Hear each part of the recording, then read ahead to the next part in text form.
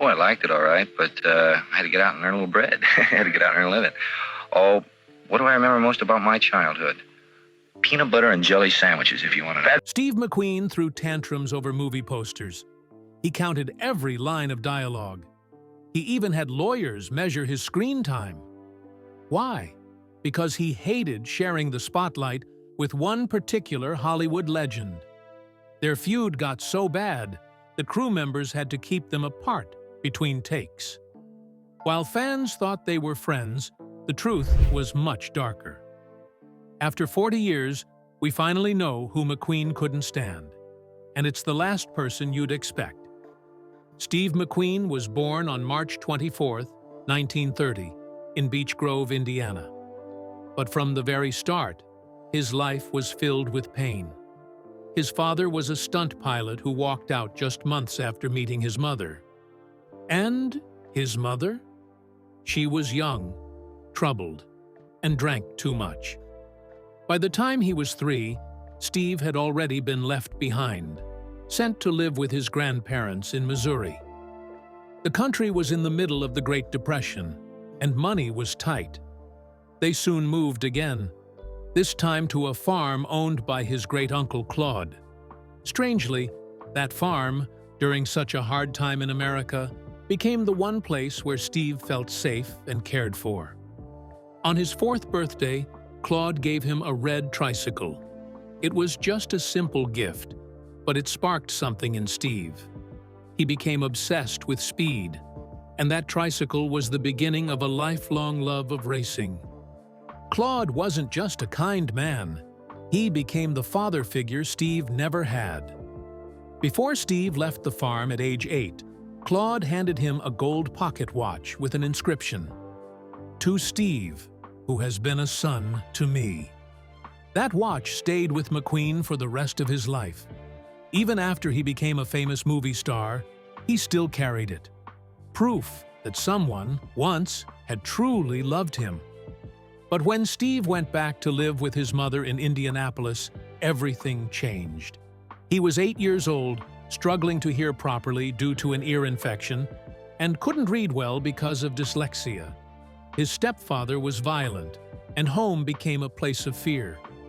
Steve ran away more than once and started getting into trouble. By the time he was 9, he was already living on the streets, part of a gang, stealing to survive. His mother kept sending him away and dragging him back until she finally moved him to Los Angeles to live with yet another stepfather.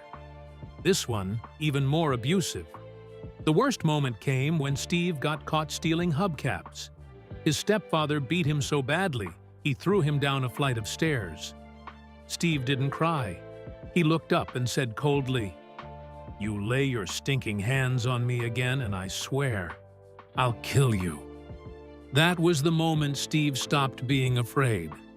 At 14, things took a new turn. His stepfather convinced his mother to declare him incorrigible. A court sent him to the Boys' Republic in California, a reform school for troubled boys. It was tough. Steve was thrown in solitary 5 times. He didn't fit in, didn't follow the rules. But something about the place stuck with him. He got beaten up by the other boys when he messed up their privileges. Slowly, he started learning discipline. The school's motto was, "Nothing without labor," and for the first time, Steve began to understand structure. Years later, after becoming a star, he never forgot what Boys' Republic gave him. He donated money, set up scholarships, and came back often to talk with kids just like he had been. At 16, Steve left Boys' Republic and moved to New York to live with his mother.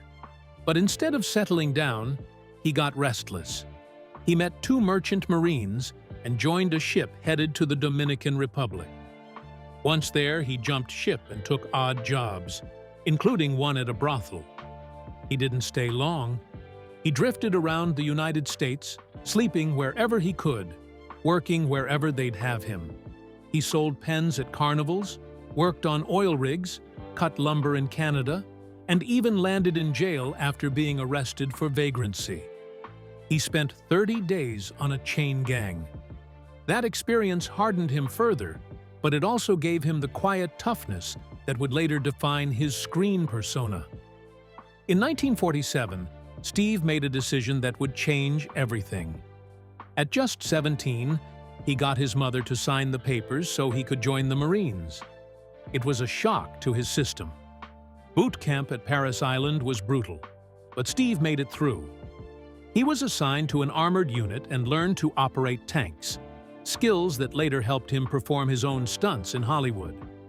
He had a natural mechanical talent, but his bad attitude kept getting him into trouble. He was demoted 7 times.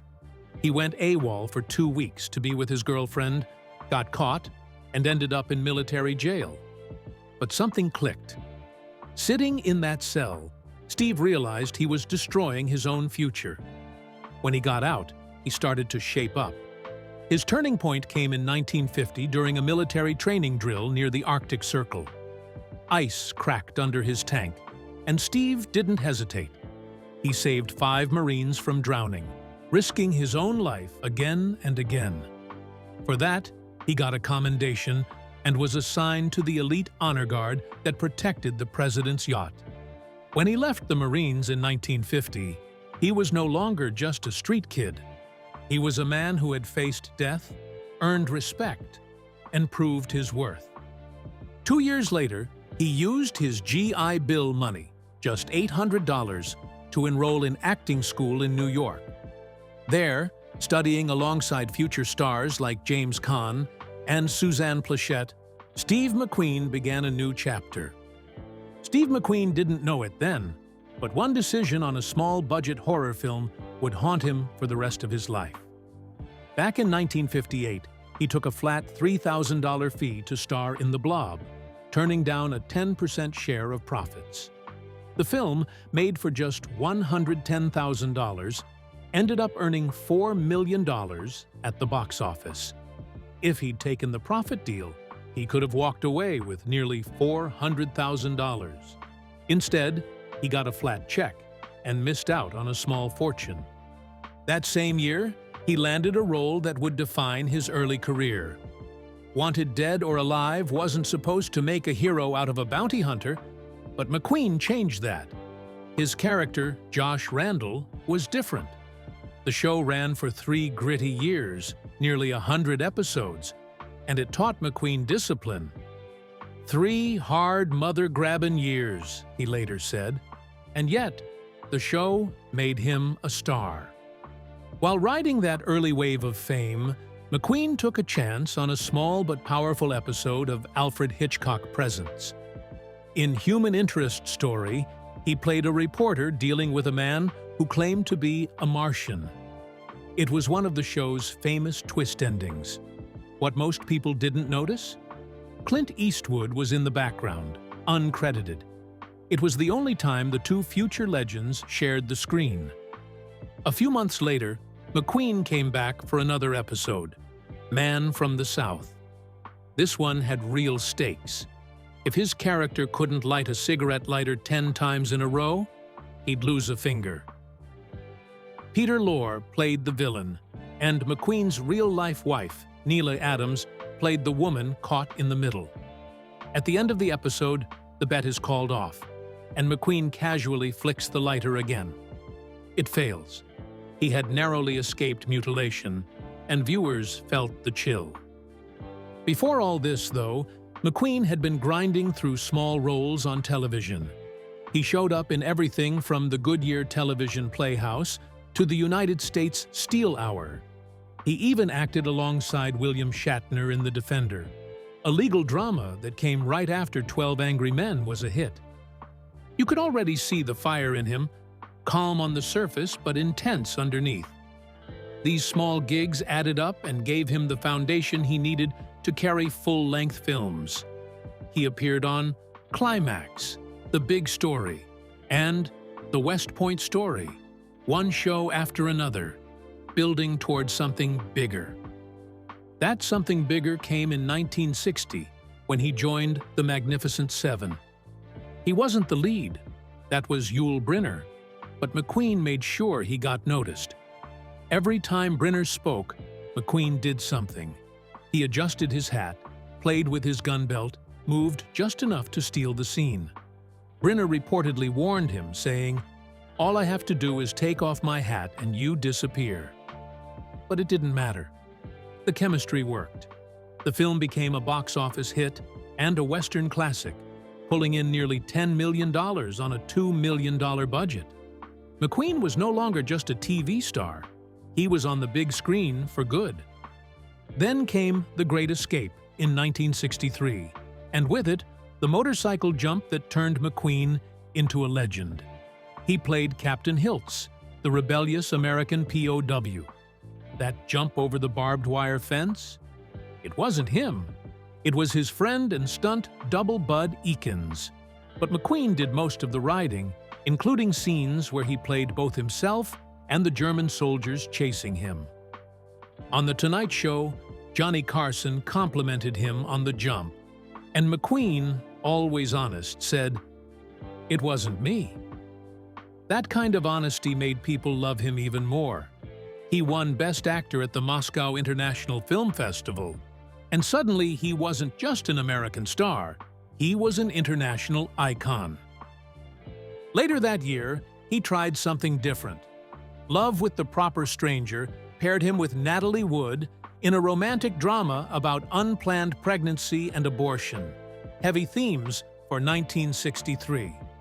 McQueen played a jazz musician who finds out Wood's character is pregnant after a one-night stand.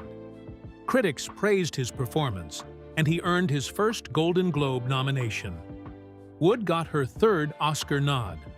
Off-camera, she reportedly fell for McQueen hard. The chemistry showed on screen, helping the film pull in nearly $6 million at the box office. McQueen wanted to prove he could do more than stunts and guns. This film helped him make that case. By 1965, McQueen was at the top of his game. In The Cincinnati Kid, he played a young poker hustler trying to beat an old pro. He kept a stone-cold poker face that would become one of his trademarks. The movie was a hit and made over $7 million. Then came Nevada Smith, a gritty revenge tale. McQueen played a half-white, half-Native American man who watches his parents get murdered, then trains himself into a killer. He even let himself get arrested on purpose just to get closer to one of the killers. Steve McQueen's rise to Hollywood superstardom wasn't just about charm or cool. It was about risk, range, and relentless drive. In 1966, he took a gamble with the Sand Pebbles, playing a weary sailor stationed on a gunboat in the 1920s China. It wasn't a typical McQueen role. It was long, emotionally heavy, and politically loaded, drawing parallels to the Vietnam War, which made audiences pay attention. The shoot nearly broke him. It left him so drained that he didn't work for a year. But the sacrifice paid off. The film earned 8 Oscar nominations, and McQueen got his one and only nomination for Best Actor. That moment marked his transformation, from action star to serious actor. Then came Bullitt in 1968. If the Sand Pebbles proved he could act, Bullitt reminded everyone he was still the king of cool. The car chase, 10 minutes of roaring engines through the steep streets of San Francisco, was unlike anything anyone had ever seen. McQueen, in a dark green Mustang, tore through the city chasing a black Dodge Charger. He did about 10% of the driving himself, but it didn't matter. The scene rewrote the rule book. The cars were real, the speed was real, and the danger was real. At one point, McQueen nearly hit a cameraman and had to be pulled back. But the result was legendary. No CGI, just raw power and guts. That same year, McQueen showed he could be more than a rebel. In the Thomas Crown affair, he swapped his dusty jeans for designer suits and a $2,250 Patek Philippe watch. He played a rich man who robbed banks just for the thrill. It was a stylish, seductive film that showed a different side of McQueen. He wasn't punching anyone or crashing cars. He was playing chess with Faye Dunaway and pulling off heists like it was an art form. Behind the scenes, he also had more control, acting as an uncredited producer and pushing for the film's unique visual style. He had wanted a role that went against type, and he nailed it. In 1969, McQueen kept evolving. In The Reivers, he played a scrappy Southern character named Boone Hagenbeck, who steals a car for a joyride. It was a light-hearted film with deeper tones, based on a Faulkner novel. It earned him a Golden Globe nomination and introduced audiences to Rupert Cross, who became the first black actor nominated for Best Supporting Actor at the Oscars. It wasn't a flashy movie, but it proved once again that McQueen had range. Then came Le Mans. This was supposed to be the ultimate racing movie. It was McQueen's dream project, but it turned into a nightmare. They started filming in 1970 without a finished script. The budget exploded. Writers clashed. The director quit. 2 drivers were seriously injured during filming, and the IRS came knocking for $2 million in back taxes. McQueen had to give up his salary and profits just to keep the film alive. And when it was finally released, critics hated it. It nearly ruined him. But McQueen didn't stay down for long. He came roaring back with The Getaway in 1972. It was a gritty action film directed by Sam Peckinpah, and McQueen took a massive risk. He waived his salary and took 10% of the gross instead. The bet paid off. The movie became a smash hit, earning over $36 million. It wasn't just a comeback. It was a reminder that McQueen still knew how to deliver what audiences craved. By 1974, McQueen had become the most bankable star in the world. For The Towering Inferno, he negotiated an unprecedented deal: $1 million up front and a percentage of the profits, bringing his total payday to about $12 million. That's the equivalent of $76 million today. He didn't just take the bigger paycheck. He demanded equal screen time with co-star Paul Newman and rewrote parts of the script to balance their roles. The film was a box office giant, and McQueen, ever the perfectionist, insisted on doing many of his own stunts. But after that, he vanished. After The Towering Inferno became a massive hit in 1974, Steve McQueen was at the top of his game. He was the highest-paid actor in the world, with every door in Hollywood wide open. But instead of riding the wave of success, he did something no one expected. He disappeared. For almost 4 years, McQueen walked away from acting completely. He didn't do interviews. He didn't take roles. He didn't care about scripts or studios. What he cared about was motorcycles. While most stars chased more fame, McQueen hit the road in a motorhome packed with his old Indian bikes. He drove across America, far from the cameras, and raced under the fake name Harvey Mushman just to keep a low profile. He wasn't doing it for fun. He was serious. He entered brutal off-road races like the Baja 1000, the Mint 400, and the Elsinore Grand Prix. But this wasn't new for him. Back in 1961, he'd already made a mark in the British Touring Car Championship. And in 1970, with a broken foot, he nearly won the 12 Hours of Sebring.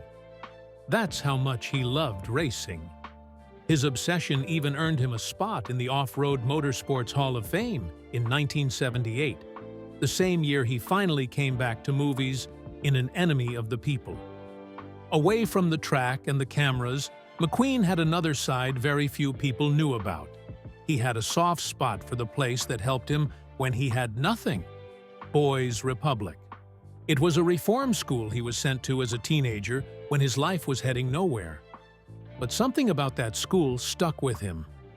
Even after he became famous, he never forgot it. In fact, when people in Hollywood thought he was just being difficult, for asking for tons of free stuff like razors and jeans in his film contracts. They had no idea he was sending it all to Boys Republic. He didn't just donate things, he showed up. He'd visit the students, hang out, play pool, and tell stories. The school even named a game room after him. And every year, fans still gather there for the Friends of Steve McQueen car and motorcycle show, which showcases some of the vehicles he actually owned. The tradition continues, with the 2025 event set for the end of May. Even decades after his death, his presence is still felt. But while McQueen was racing and giving back, his personal life was falling apart. His marriage to Ali MacGraw, one of the biggest stars of the 70s, burned hot and fast. They met while filming The Getaway in 1971. She said his eyes were like lightning. She was instantly drawn to him.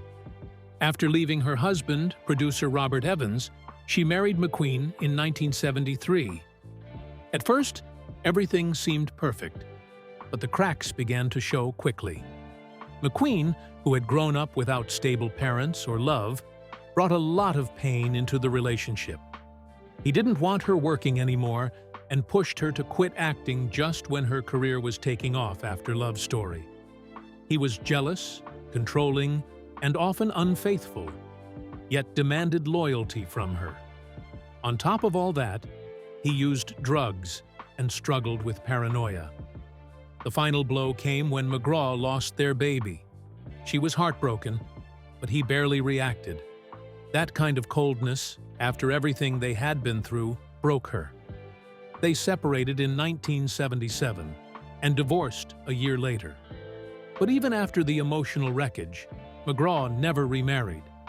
She called McQueen the love of her life, despite all the pain he caused. After stepping away from the spotlight for 4 years, Steve McQueen came back, but not in the way anyone expected. In 1976, he shocked Hollywood by taking on a serious role in the play-based film An Enemy of the People, where he played a scientist named Thomas Stockman. This wasn't the typical action-packed McQueen people knew. This time, he was digging into heavy dialogue, rehearsing intensely, and even helping build the set. He didn't want to be seen as just another action star. He wanted respect as a real actor. He read plays by Chekhov, Strindberg, and Gogol to prepare. But despite all the work and a $3 million budget, the movie flopped. The studio barely promoted it. Still, McQueen didn't regret it.